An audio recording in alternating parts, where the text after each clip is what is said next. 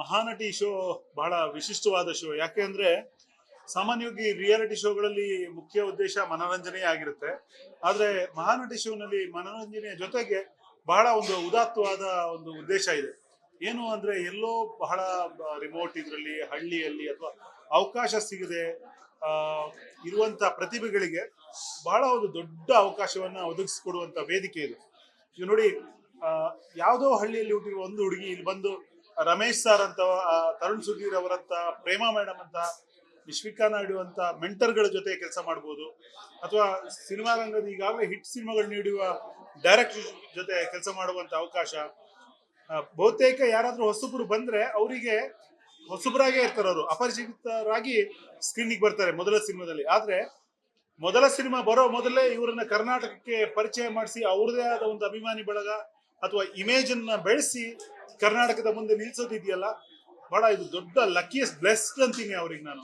ಇಂಥ ಅವಕಾಶಗಳು ಕನಸು ಕಂಡ್ರು ಕೂಡ ನಮ್ಗೆ ಅದು ಕೂಡ ಚಿಕ್ಕದ ಅನ್ಸುತ್ತೆ. ಆ ತರದ ಒಂದು ಅವಕಾಶಗಳನ್ನ ಪ್ರತಿಭೆಗಳಿಗೆ, ಅವಕಾಶ ವಂಚಿತ ಪ್ರತಿಭೆಗಳಿಗೆ ಕೊಡ್ತಾ ಇರೋದು ತುಂಬಾ ದೊಡ್ಡದು. ಹಾಗಾಗಿ ಅಂತ ಶೋನಲ್ಲಿ, ಅಂತ ಉದಾತ್ತ ಉದ್ದೇಶ ಇರೋ ಶೋನಲ್ಲಿ ಎಲ್ಲೋ ಒಂದ್ ಕಡೆ ನಮಗೆ ಒಂದು ಡೈರೆಕ್ಷನ್ ಮಾಡುವ ಅವಕಾಶ ಕೊಟ್ಟು ಯಾರೋ ಒಂದು ಪ್ರತಿಭೆಯ ಭವಿಷ್ಯವನ್ನ ರೂಪಿಸುವಲ್ಲಿ ನಮ್ದೊಂದು ಚಿಕ್ಕ ಅಳಿಲು ಸೇವೆ ಮಾಡೋಕೆ ಒಂದು ಅವಕಾಶವನ್ನ ಜಿ ಟಿವಿ ಮಾಡಿಕೊಟ್ಟಿದೆ. ಅದಕ್ಕಾಗಿ ನಾನು ಧನ್ಯವಾದಗಳನ್ನ ಹೇಳಕ್ ಇಷ್ಟಪಡ್ತೀನಿ.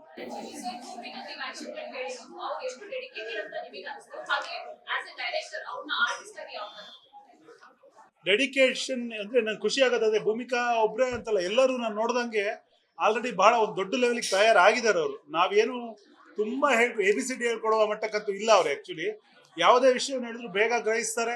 ನಾವೇನಂದ್ರೆ ಸ್ವಲ್ಪ ಇಷ್ಟು ಚೂರು ಕಡಿಮೆ ಮಾಡಿ, ಚೂರು ಜಾಸ್ತಿ ಮಾಡಿ ಹೇಳುವಂತ ಹಂತದಲ್ಲಿದ್ದಾರೆ. ಅದೇ ನಾನು ಹೇಳಿದ್ದು, ಏನಂದ್ರೆ ಅವ್ರಿಗೆ ಆ ಮಟ್ಟದ ಗ್ರೂಮಿಂಗ್ ಈಗಾಗಲೇ ಆಗೋಗಿದೆ. ಅಲ್ಲಿ ಜಡ್ಜಸ್ ಅವರ ಕಮೆಂಟ್ಗಳಿರ್ಬೋದು, ಇಷ್ಟು ದಿನದ ಅವರ ಪರ್ಫಾರ್ಮೆನ್ಸ್ ನೋಡಿ ರಮೇಶ್ ಸಾರೇ ಹೇಳಿದ್ಮೇಲೆ ಇನ್ ಯಾರು ಹೇಳ್ಬೇಕು. ತರುಣ್ ಅಂತ ಡೈರೆಕ್ಟ್ರು, ಪ್ರೇಮಾ ಮೇಡಮ್ ಅಂತ ಅನುಭವಿ ನಟಿ, ವಿಶ್ವಿಕಾ ನಾಯ್ಡು ಅಂತ ಈಗಿನ ಸೆನ್ಸೇಷನ್ ನಟಿ, ಬಹಳ ದೊಡ್ಡ ಪ್ಲಾಟ್ಫಾರ್ಮ್ ಅಲ್ಲಿ ಅವರು ಆಲ್ರೆಡಿ ತಯಾರಾಗಿದ್ದಾರೆ. ನಾವು ಒಂಚೂರು ನಮ್ಮ ಸಣ್ಣ ಇನ್ಪುಟ್ಗಳಷ್ಟೇ, ಹಿಂಗ್ ಮಾಡಿ, ಇಷ್ಟು ಬೇಡ ಕಮ್ಮಿ ಮಾಡಿ ಅಥವಾ ಇನ್ನೊಂಚೂರು ಜಾಸ್ತಿ ಮಾಡಿ ತರದ ವೇದಿಕೆ ಇದು. ಅದಕ್ಕೆ ಹೇಳಿದ್ದು ಬ್ಲೆಸ್ಡ್ ಅವರು ಅಂತ. Thank you so much. Hi, ಎಲ್ರಿಗೂ ನಮಸ್ಕಾರ. ನಾನು ಪನ್ನಗಾಭರಣ. ನಾನು ಇವತ್ತಿನ ಶಾರ್ಟ್ ಫಿಲ್ಮ್ ಪಂಜರದ ಗಿಳಿ ಅದನ್ನ ನಾನು ಡೈರೆಕ್ಟ್ ಮಾಡಿದ್ದೀನಿ. ಆ್ಯಂಡ್ ಇದರಲ್ಲಿ ಆ್ಯಕ್ಟ್ ಮಾಡಿರೋದು ಶ್ರೇಯಾ ಗಮ್ಯ. ಆ್ಯಂಡ್ ಶ್ರೇಯಾ ಬಗ್ಗೆ ಹೇಳೋದಕ್ಕೆ ಇಷ್ಟಪಡ್ತೀನಿ. ನನ್ನ ಕಿರುಚಿತ್ರಗಿಂತ ಶ್ರೇಯಾ ಬಗ್ಗೆ ಹೇಳೋದಕ್ಕೆ ಇಷ್ಟಪಡ್ತೀನಿ. ಶಿ ಈಸ್ ಅ ಫೆಂಟಾಬ್ಯುಲಸ್ ಆ್ಯಕ್ಟರ್, ತುಂಬ ಒಳ್ಳೆ ನಟಿ. ಆ್ಯಂಡ್ ನಾನು ಮೊದಲನೇ ಸಲ ನನಗೆ ಸಿಕ್ಕಿದಾಗ ಇವರು ಆ್ಯಕ್ಟ್ ಮಾಡ್ತಾರೆ ಅಂತ ಹೇಳಿದಾಗ ನಾನು ಇನ್ನೂ ಪ್ರಿಪೇರ್ ಆಗಿ ಬಂದಿರಲಿಲ್ಲ. ನಾನು ಯೋಚನೆ ಮಾಡ್ತೀನಿ, ಹುಡುಗಿ ಹೇಗೆ ಆ್ಯಕ್ಟ್ ಮಾಡ್ತಾಳೆ ನೋಡೋಣ, ಯಂಗ್ಸ್ಟರು ಹೊಸದಾಗಿ ಬಂದ್ಯಾಳೆ ಅಂತ. But she was very professional, ತುಂಬ ಚೆನ್ನಾಗಿ ಪ್ರಿಪೇರ್ ಆಗಿ ಬಂದಿದ್ಲು. ಆ್ಯಂಡ್ ನಾವು ಯಾವಾಗಲೂ ಹೇಳ್ತೀವಿ, ಒಂದನ್ನ ಒಬ್ರು ಆ್ಯಕ್ಟರ್ ಒಂದು ತಲೆಯಲ್ಲಿ ಇಟ್ಕೊಂಡ್ ಬರ್ತಾರೆ, ಡೈರೆಕ್ಟರ್ ಅದನ್ನ ರಿಮೋಲ್ಡ್ ಮಾಡ್ತಾರೆ. ಸೊ ಯಾವುದೇ ಥರದ್ದು ನಾವು ಚೇಂಜಸ್ ಮಾಡಿದ್ರು ಅದನ್ನು ಅಕ್ಸೆಪ್ಟ್ ಮಾಡಿಕೊಂಡು ಅದ್ರ ಪ್ರಕಾರ ವರ್ಕ್ ಮಾಡೋದಕ್ಕೆ ಪ್ರಿಪೇರ್ ಆಗಿ ಬಂದಂಥ ಆ್ಯಕ್ಟರ್ ಅವಳು. ಆ್ಯಂಡ್ ಎಸ್ಪೆಷಲಿ ನಂದು ಎಮೋಷ್ನಲ್ ಸೀನ್ಸ್ ಇದ್ದಾಗ ಗ್ಲಿಸ್ರಿನ್ ಇಲ್ಲದೆ ಕಣ್ಣೀರನ್ನ ತರಿಸ್ಕೊಂಡಂತ ಆಕ್ಟರ್. ಎಷ್ಟು ಬೇಕು ಅಂತ ಕೇಳ್ತಾ ಇದ್ದವರು. ಸರ್ ನಾನು ಫುಲ್ ಅಳ್ಬೇಕಾ ಅಥವಾ ಸ್ವಲ್ಪ ಕಣ್ಣಲ್ಲಿ ನೀರಿದ್ರೆ ಸಾಕಾ ಅಂತ. ಹೋಗ್ತಾ ಹೋಗ್ತಾ ನನ್ಗೆ ಈಸಿ ಆಗೋಯ್ತು. ಶ್ರೀಯಾ ನನ್ ಸ್ವಲ್ಪ ಕಣ್ಣು ವೆಟ್ಟಾಗಿರ್ಲಿ ಅಥವಾ ಶ್ರೀಯಾ ಸ್ವಲ್ಪ ಕಣ್ಣೀರು ಜಾಸ್ತಿ ಬರಬೇಕು, ಶ್ರೀಯಾ ಫುಲ್ ಅಳ್ಬೇಕು ಅಂದಾಗೆಲ್ಲ ಅಷ್ಟು ಪ್ರಿಪೇರ್ಡ್ ಆಗಿ ಬರ್ತಿದ್ಲು. ಅಂಡ್ ಇನ್ಸ್ಟೆಂಟ್ ಆಗಿ ಕಣ್ಣೀರಾಗ್ಲಿ, ಎಮೋಷನ್ಸ್ ಆಗ್ಲಿ ಎಲ್ಲದನ್ನು ತುಂಬಾ ಚೆನ್ನಾಗಿ ತಗೊಂಡ್ ಬರ್ತಾ ಇದ್ಲು. ಅಂಡ್ ಝೀಗ್ ನಾನು ಥ್ಯಾಂಕ್ಸ್ ಹೇಳಕ್ ಇಷ್ಟಪಡ್ತೀನಿ. ಯಾಕೆಂದ್ರೆ ಶ್ರೇಯಾ ನನಗೆ ಕೊಟ್ಟಿದ್ದಕ್ಕೆ, ಈ ಒಂದು ಶಾರ್ಟ್ ಫಿಲ್ಮ್ ಡೈರೆಕ್ಟ್ ಮಾಡೋಕ್ಕೆ ಚಾನ್ಸ್ ಕೊಟ್ಟಿದ್ದಕ್ಕೆ ಥ್ಯಾಂಕ್ ಯು ಸೋ ಮಚ್.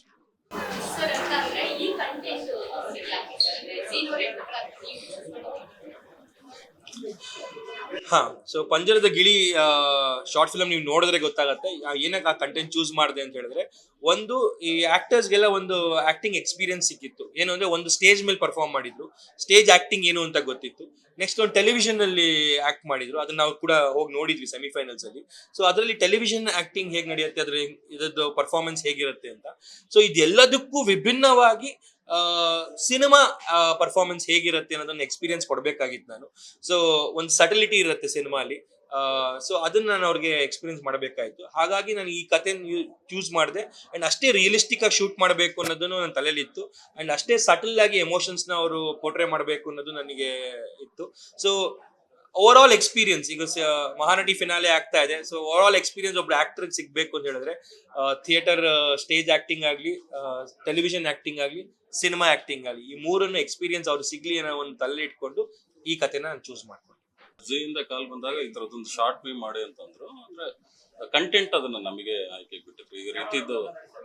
ಈ ರೀತಿದು ಒಂದು 4-5 ಕಂಟೆಂಟ್ ಇದೆ, ನೀವೊಂದು ಮಾಡಬೇಕು ಅಂತಂದಾಗ ಸರಿ ಅಂತಂದಾಗ ನಮಗೆ ಏನಾಗಿರುತ್ತೆ, ಇವರು ಬೇಸಿಕಲಿ ಸ್ಟೇಜ್ ಮೇಲೆ ಮಾಡಿರ್ತಾರೆ. ಅಂದ್ರೆ ಕ್ಯಾಮ್ರಾ ಫಿಯರ್ ಇರಲ್ಲ ಇವರಿಗೆ, ಕ್ಯಾಮ್ರಾ ಐಡ್ ಆಗಿರುತ್ತೆ, ಎಲ್ಲಿಂದ ಕ್ಯಾಪ್ಚರ್ ಮಾಡ್ತಾರೆ ಗೊತ್ತಿಲ್ಲ, ಸ್ಟೇಜ್ ಮೇಲೆ ಬಂದು ಒಟ್ಟಿಗೆ ಆಕ್ಟ್ ಮಾಡ್ತಾರೆ. ಬಟ್ ಸಿನಿಮಾದಲ್ಲಿ ಏನಾಗುತ್ತೆ ಅಂತಂದ್ರೆ ನಾವ್ ಇಟ್ಟಿರೋ ಫ್ರೇಮಿಗೆ, ಆಮೇಲೆ ನಾವು ಕೊಟ್ಟಿರೋ ಪೊಸಿಷನ್ಗೆ ಫ್ರೇಮ್ ಒಳಗಡೆ ಕೆಲಸ ಮಾಡಬೇಕಾಗ್ತದೆ. ಅಂದ್ರೆ ಲೈಟಿಂಗ್ ತಗೊಬೇಕು, ಇದು ಹೀಗೆ ನಿಲ್ಬೇಕು, ಸ್ವಲ್ಪ ಹಿಂದೆ ಮುಂದೆ ಅದ್ರ ಇದಾಗುತ್ತೆ. ಈ ಟೆಕ್ನಿಕಲ್ ಪಾರ್ಟ್ ಅನ್ನ ಅವ್ರ ಜೊತೆ ಹೇಳ್ಕೊಂಡು ಅದಾದ್ಮೇಲೆ ಸಿನಿಮಾದಲ್ಲಿ 3 ಸ್ಟೇಜಸ್ ಇದೆ. ಅಂದ್ರೆ ಒಂದು ಸೈಲೆಂಟ್ ಆಗಿ, ಅಂದ್ರೆ ವಿತೌಟ್ ಎ ಡೈಲಾಗ್ ಎಕ್ಸ್ಪ್ರೆಷನ್ ಅಲ್ಲಿ ಒಂದು ಕ್ಯಾಪ್ಚರ್ ಮಾಡುವಂತದ್ದು, ಇನ್ನೊಬ್ರು ಎಕ್ಸ್ಪ್ರೆಷನ್ ಗೆ ಕೇಳಿಸ್ಕೊಂಡು ಅಭಿನಯಿಸುವಂತದ್ದು, ಇನ್ನೊಂದು ಮಾತಿನ ಮುಖಾಂತರ ಎಕ್ಸ್ಪ್ರೆಸ್ ಮಾಡುವಂತದ್ದು. ಈ 3 ಸ್ಟೇಜ್ ಇಟ್ಟಿದೆ. ಅದನ್ನ ವರ್ಷ ಡಿಗ್ರಜ್ ಅವರು ತುಂಬಾ ಚೆನ್ನಾಗಿ ಮಾಡಿದ್ರು. ಆನಂತರದ್ದು ಏನು ಅಂತಂದ್ರೆ ಪ್ರತಿ ಶಾರ್ಟ್ಗೂ ನಮಗೆ 1/2 hour 1 hour ಟೈಮ್ ಇರುತ್ತೆ. ಇವ್ರು ಸ್ಟೇಜ್ ಮೇಲೆ ಮಾಡುವಾಗ ಏನಾಗಿರುತ್ತೆ, ಒಂದ್ಸತಿ ಆನ್ ಆಯ್ತು ಅಂತಂದ್ರೆ ಕಂಟಿನ್ಯೂಸ್ ಆಗಿರುತ್ತೆ, ಒಂದ್ ಸ್ಟ್ರೆಚ್ ಅಲ್ಲಿ ಇರುತ್ತೆ. ಇಲ್ಲಿ ಏನಾಗುತ್ತೆ, ಶಾರ್ಟ್ ಟು ಶಾರ್ಟ್ ಅರ್ಧ ಇರುತ್ತೆ. ಆ ಮೂಡಲ್ಲಿ ಇದ್ಕೊಂಡು ಅದು ಮಾಡೋದು ಇರುತ್ತಲ್ಲ, ಆ ಲರ್ನಿಂಗ್ ಪ್ರೊಸೆಸ್ ನ ನಾವು ಅವ್ರ ಜೊತೆ ಹಂಚ್ಕೊಂಡ್ವಿ. ತುಂಬಾ ಚೆನ್ನಾಗಿ ಮಾಡಿದ್ರು. ವರ್ಷ ಅಂತ ಬಂದಾಗ ಅವರ ಲ್ಯಾಂಗ್ವೇಜ್ ತುಂಬಾ ಚೇಂಜ್ ಇತ್ತು. ಸೊ ಯಾವ ರೀತಿ ಆಯ್ತು? ಇಲ್ಲ, ನಾನ್ ಮಾಡಿದಾಗ ಮಾಮೂಲಿ ಕನ್ನಡನೇ ಇತ್ತು. ಆಮೇಲೆ ಅವ್ರದ್ದು ಸ್ಲ್ಯಾಂಗ್ ಕೇಳಿದೆ. ಯಾಕೆಂತಂದ್ರೆ ಈಗ ಅವರು ಆ ಉತ್ತರ ಕರ್ನಾಟಕ ಸ್ಲ್ಯಾಂಗ್ ಇಂದ ನಾರ್ಮಲ್ ಆಗಿ ಮಾತಾಡ್ಬೇಕು ಅಂದ್ರೆ ಸ್ವಲ್ಪ ಕಷ್ಟ ಆಗುತ್ತೆ, ಎಮೋಷನ್ ರೈಡ್ ಆಗ್ಬೋದು ಅಂತ ಹೇಳ್ಬಿಟ್ಟು ನಾನೇನ್ ಮಾಡಿದೆ, ಅದನ್ನ ಇಲ್ಲ ನಿಮ್ ಸ್ಲ್ಯಾಂಗ್ ಅಲ್ಲೇ ಮಾಡಿ, ಅದು ತುಂಬಾ ಚೆನ್ನಾಗಿ ರೀಚ್ ಆಗುತ್ತೆ ಅಂತ ಹೇಳಿ ಅದಕ್ಕೆ ಅವರು ಅದೇ ರೀತಿ ಪ್ರಿಪೇರ್ ಆಗಿದ್ದಾರೆ. ಸರ್, ಇದು ವರ್ಷ ಅವರಿಗೆ ಇದೇ ಕಥೆ ಚೂಸ್ ಮಾಡೋದಕ್ಕೆ ಏನಾದರೂ ರೀಸನ್ಸ್ ಇಲ್ಲ, ಇದೆ ಹಾಗೆ ಒಬ್ಬ ಒಂದು ಹೆಣ್ಮಕ್ಳು ಸ್ಟ್ರಗಲ್ ಮಾಡಿ ಮನೆ ಬಿಟ್ಟು ಬಂದ್ರೆ ಯಾವ ರೀತಿ ಸ್ಟ್ರಗಲ್ ಮಾಡ್ತಾರೆ ಹೊರಗಡೆ ಪರ್ಟಿಕ್ಯುಲರ್ ಆಗಿ ಅವ್ರಿಗೆ ಇದೇ ಕಥೆ ಕೊಡ್ಬೇಕು. ಇಲ್ಲ, ನನಗೂ ಕೂಡ ಗೊತ್ತಿರಲಿಲ್ಲ. ಫಸ್ಟ್ ಹೋದ್ವಿ, 5 ಜನದಲ್ಲಿ ಒಬ್ರಿಗೆ ಮಾಡ್ಬೇಕು ಅಂತಂದ್ರು ಯಾರು ಅಂತ ಕೂಡ ನಮಗೆ ಗೊತ್ತಿರಲಿಲ್ಲ. ಸೊ ಒಂದ್ಸಲ ನಾನ್ ಕಂಟೆಂಟ್ ಪ್ರೆಸೆಂಟ್ ಆದ್ಮೇಲೆ ಅದು ಅವ್ರು ಇಲ್ಲ ಇದು ವರ್ಷ ಅವ್ರು ತುಂಬಾ ಚೆನ್ನಾಗಿ ಸೂಕ್ತ ಆಗ್ತಾರೆ ಅಂತ ಆನಂತರ ಅವ್ರು ನನಗೆ ಕೊಟ್ಟಾಗ, ಸೊ ಇವ್ರಿಗೆ ಏನೇನು ಚೇಂಜಸ್ ಮಾಡಿ ಮಾರ್ಪಾಡು ಮಾಡ್ಬೋದು ಅವ್ರು. ಯಾಕಂದ್ರೆ ಫಸ್ಟ್ ಟೈಮ್ ಕ್ಯಾಮ್ರಾ ಫೇಸ್ ಮಾಡ್ತಾ ಇರ್ತಾರೆ, ಎಷ್ಟಾಗುತ್ತೋ ಅಷ್ಟು ಅವ್ರಿಗೆ ಕಂಫರ್ಟ್ ಆಗ್ಬೇಕಂದ್ರೆ ಲ್ಯಾಂಗ್ವೇಜ್ ತುಂಬಾನೇ ಇದಾಗುತ್ತೆ. ಸೊ ಹಂಗಾಗಿ ಅವ್ರಿಗೋಸ್ಕರ ಸಣ್ಣ ಪುಟ್ಟ ಮಾರ್ಪಾಡು ಮಾಡಿ ಮಾಡೋದು. Thank you. ಮೊದಲನೇದಾಗಿ ಜಿ ವಾಹಿನಿಗೆ ನಾನು ಈ ಮೂಲಕ ಥ್ಯಾಂಕ್ಸ್ ಹೇಳ್ತೀನಿ. ಬಿಕಾಸ್ ನನ್ನ ಲೈಫಲ್ಲಿ ಶಾರ್ಟ್ ಫಿಲ್ಮ್ ಯಾವತ್ತೂ ಮಾಡಿರಲಿಲ್ಲ. ಈಗಿನ ಜನ್ರೇಷನ್ ಡೈರೆಕ್ಟರ್ಗಳು ಫಸ್ಟು ಶಾರ್ಟ್ ಫಿಲ್ಮ್ ಮಾಡಿ ಅದನ್ನು ಪ್ರೊಡ್ಯೂಸರ್ ತೋರಿಸಿ ಆಮೇಲೆ ಬಿಗ್ ಸ್ಕ್ರೀನಿಗೆ ಬಂದು ಸಿನಿಮಾ ಮಾಡಿ ಒಂದು ಜರ್ನಿ ಸ್ಟಾರ್ಟ್ ಮಾಡ್ತಾರೆ. ನಂದು ಫಸ್ಟ್ ಸಿನಿಮಾ ಮಾಡಿ ಮೊದಲನೇ ಸಿನಿಮಾಗೆ ಬೆಸ್ಟ್ ಡೈರೆಕ್ಷನ್ಗೆ ರಾಜ್ಯ ಪ್ರಶಸ್ತಿ ತೊಗೊಂಡು ಆಮೇಲೆ 10 ಸಿನಿಮಾ ಮಾಡಿ ಈಗ ಶಾರ್ಟ್ ಫಿಲ್ಮ್ ಮಾಡ್ತಾಯಿದ್ದೀನಿ. ಸೊ ಇದು ಒಂಥರ ಚೆನ್ನಾಗಿದೆ. ಆಮೇಲೆ ಇದರಲ್ಲಿ ಒಂದು ಖುಷಿ ಏನಂದರೆ, ನಂದು ಸ್ವಾರ್ಥ ಏನಂದರೆ, ಇಲ್ಲಿ ಜಾನರ್ ಏನು ಕೊಡ್ತಾರಲ್ಲ ಅದು ನಾನು ಯಾವುದೂ ಸಿನಿಮಾ ಮಾಡದೇ ಇರೋವಂಥ ಬೇರೆ ಜಾನರ್ ಕೊಡ್ತಾರೆ. ಹಾಗಾಗಿ ನನಗೂ ಏನೋ ಕಲಿಯೋಕ್ಕೆ ಸಿಗುತ್ತೆ. ಆಮೇಲೆ ಇವರ ಕ್ರಿಯೇಟಿವ್ ಟೀಮು ಮತ್ತು ಓವರಾಲ್ ಆರ್ಟಿಸ್ಟ್ ಸೆಲೆಕ್ಷನ್ನು ಎಲ್ಲವೂ ತುಂಬ ಪ್ರೊಫೆಷನಲ್ ಆಗಿ ಚೆನ್ನಾಗಿರುತ್ತೆ.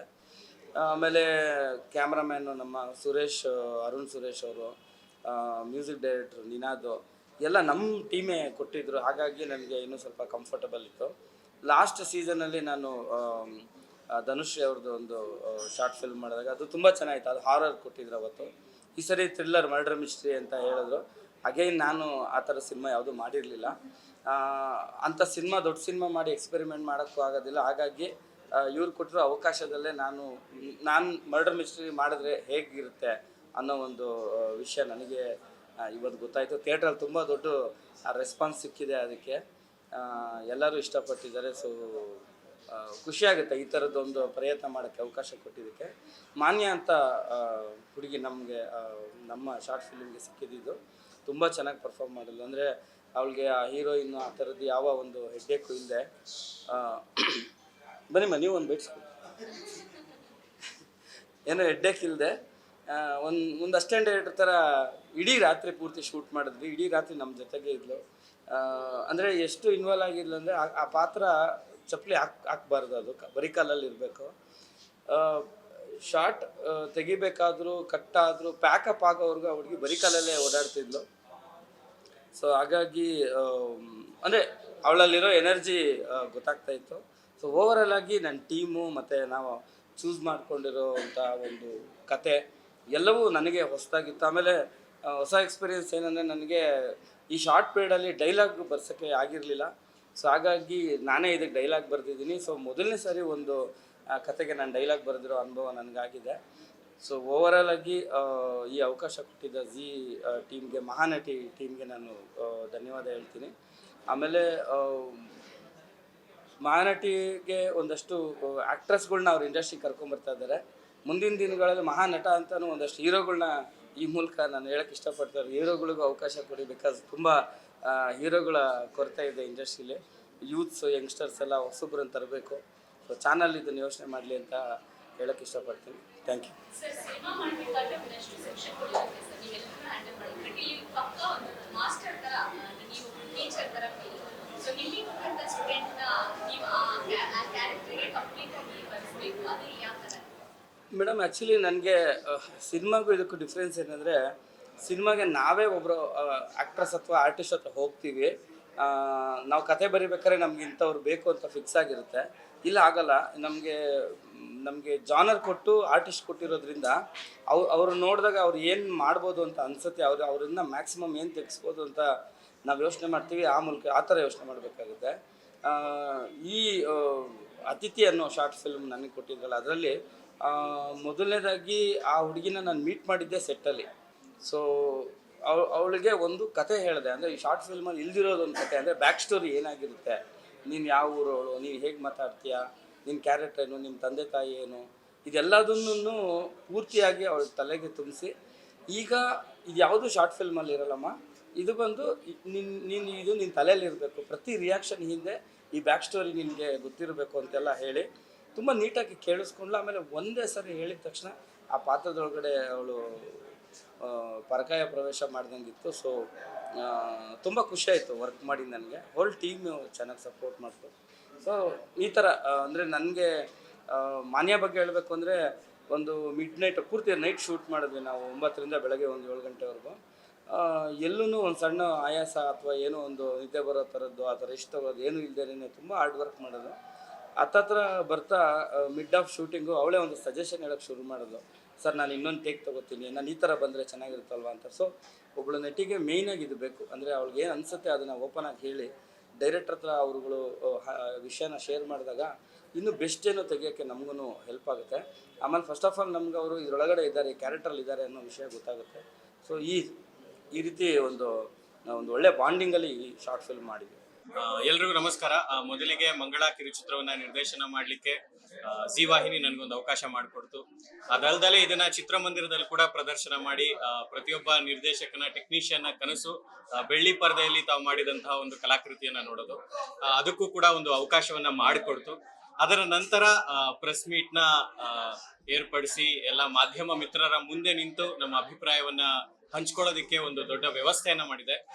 ಎಲ್ಲಾ ಮಾಧ್ಯಮ ಮಿತ್ರರಿಗೆ, ಝೀ ವಾಹಿನಿಗೆ ಹಾಗೂ ನನಗೆ ಕೊಟ್ಟಂತಹ ಕಂಟೆಸ್ಟೆಂಟ್ ವಂಶಿ ಅದ್ಭುತವಾಗಿ ಇರುವಂತಹ ಸ್ಕ್ರಿಪ್ಟ್ ಅನ್ನ, ಪಾತ್ರವನ್ನ, ಅದರಲ್ಲಿರುವಂತಹ ಮಲ್ಟಿಪಲ್ ಎಕ್ಸ್ಪ್ರೆಷನ್ಸ್ ನ ತುಂಬಾ ಅದ್ಭುತವಾಗಿ ಪ್ರೊಜೆಕ್ಟ್ ಮಾಡಿದ್ರು. ಅಂಡ್ ತಂತ್ರಜ್ಞರು, DOP ಸರ್ ಆಗಿರ್ಬೋದು, ಮ್ಯೂಸಿಕ್ ಡೈರೆಕ್ಟರ್, SFX, ಅದಾದ್ಮೇಲೆ DTS ಪ್ರತಿಯೊಬ್ರು ಅದ್ಭುತವಾಗಿ ಈ ಚಿತ್ರ ಮೂಡ್ ಬರೋದ್ರಲ್ಲಿ ಮುಖ್ಯ ಪಾತ್ರವನ್ನು ವಹಿಸಿದ್ದಾರೆ. ಎಲ್ರಿಗೂ ತುಂಬ ಹೃದಯದ ಧನ್ಯವಾದಗಳು. Thank you very much. Social ಮೀಡಿಯಾದಲ್ಲಿ ವಂಶಿ ವಿನ್ನರ್ ಅಂತ ಹೇಳ್ತಾರೆ. ವಂಶಿ ವಿನ್ನರ್ ಅಂತಂದ್ರೆ ಸಿಕ್ಕಾಪಟ್ಟೆ ಕ್ರೇಜ್ ಇದೆ. ನೀವು ಅವ್ರಿಗೆ ಡೈರೆಕ್ಟ್ ಮಾಡಿದ್ದು ನಿಮ್ಗೂ ಅನ್ಸುತ್ತಾ ವಂಶಿ ವಿನ್ ಆಗ್ತಾರೆ? ಪ್ರಾಬಬ್ಲಿ ಅವರೇ ವಿನ್ ಆಗ್ಬೋದು ಅಂತ ಅನಿಸ್ತಾ ಇದೆ. ಯಾಕಂದ್ರೆ ಅವ್ರ ಜೊತೆ ಕೆಲಸ ಮಾಡುವಾಗ ಆ ಒಂದು ಎಕ್ಸೈಟ್ಮೆಂಟ್ ಇರ್ತಿತ್ತು. ಪ್ರತಿಯೊಂದು ಎಕ್ಸ್ಪ್ರೆಷನ್ ತುಂಬಾ ಡೀಟೇಲ್ ಆಗಿ ಅವ್ರು ಅಪ್ರೋಚ್ ಮಾಡ್ತಿದ್ರು. ಅಂಡ್ ತುಂಬಾ ಪರಿಪೂರ್ಣವಾದಂತಹ ನಟಿ ಆಗ್ಬಿಟ್ಟಿದ್ದಾರೆ ಆಲ್ರೆಡಿ. ಯಾಕಂದ್ರೆ ಅವರು ಡ್ರಾಮಾ ಜೂನಿಯರ್ಸ್ ಇಂದ ಬಂದು ಪ್ರತಿಯೊಂದು ಸ್ಟೇಜಸ್ ಅವ್ರು ಕಲ್ತ್ಕೊಂಡ್ಬಿಟ್ಟಿದ್ದಾರೆ, ತುಂಬಾ ಪಾಲಿಶ್ಡ್ ಆಗ್ಬಿಟ್ಟಿದ್ದಾರೆ. ಅಂಡ್ ಅವರೇ ವಿನ್ ಆಗ್ಲಿ ಅಂತಾನು ನನ್ನ ಒಂದು ಏನಂತಾರೆ ಆಸೆ. ಅವ್ರು ವಿನ್ ಆಗ್ಲಿ, ಮತ್ತೆ ಮುಂದಿನ ವರ್ಷ ಬರುವಂತ ಯಾವ್ದೋ ಒಂದು ಕನ್ನಡ ಚಿತ್ರದಲ್ಲಿ ನಟಿಯಾಗಿ ಅವರು ಹೊರಹೊಮ್ಮಲಿ ಅಂತ ಹೇಳೋದಕ್ಕೆ ಇಷ್ಟಪಡ್ತೀನಿ.